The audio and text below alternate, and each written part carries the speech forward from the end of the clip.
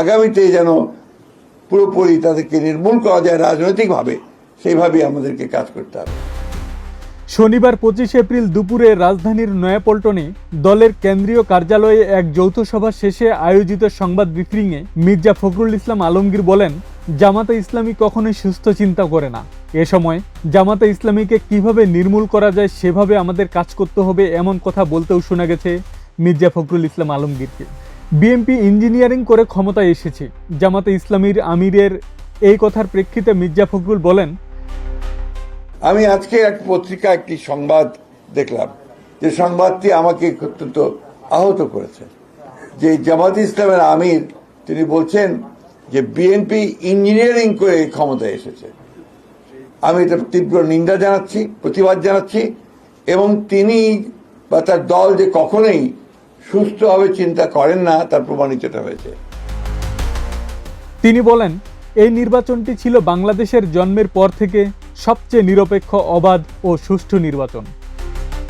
সমগ্র পৃথিবী, এই সমস্ত যারা অবজারভার এসেছিল, সমগ্র বিশ্বের সমস্ত দেশগুলো, বাংলাদেশের সমস্ত প্রতিষ্ঠানগুলো, পত্র পত্রিকা, মিডিয়া এক বাক্যে স্বীকার করেছে যে এই নির্বাচনটি ছিল এই কালের, অর্থাৎ বাংলাদেশ সৃষ্টির পর থেকে সবচেয়ে নিরপেক্ষ, অবাধ এবং সুষ্ঠু নির্বাচন। এবং সেই সুষ্ঠু নির্বাচনের মধ্য দিয়ে বিএনপি তার জনপ্রিয়তার মধ্য দিয়ে 213টি আসন লাভ করে সে সরকার গঠন করার সুযোগ পেয়েছে।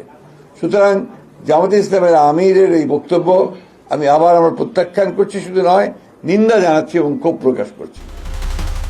বিএনপি মহাসচিব বলেন, আজকে ওই শক্তির পক্ষ থেকেই একটা ধ্রুমজাল ও বিভেদ সৃষ্টির প্রচেষ্টা চালানো হচ্ছে।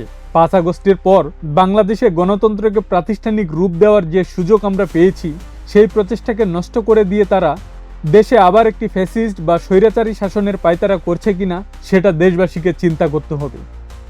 আবার একটা ফ্যাসিস্ট শাসনের পায়তারা তারা করছে কিনা সেটা আমাদেরকে চিন্তা করতে হবে, দেশবাসীকে চিন্তা করতে হবে। ভিন্নভাবে দেশকে আবার স্বৈরাচারের মধ্যে তারা নিতে চায় কিনা সেটাও আমাদেরকে চিন্তা করতে হবে। জামাতে ইসলামীর অতীত ইতিহাস নিয়ে তিনি বলেন, তাদের যে অতীত ইতিহাস, সেই ইতিহাস আমরা সবাই খুব ভালো করে জানি।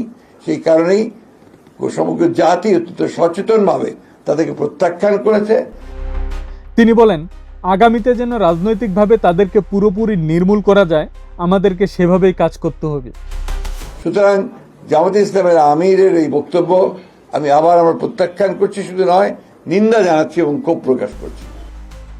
আব্দুস সালাম, প্রজন্ম 24।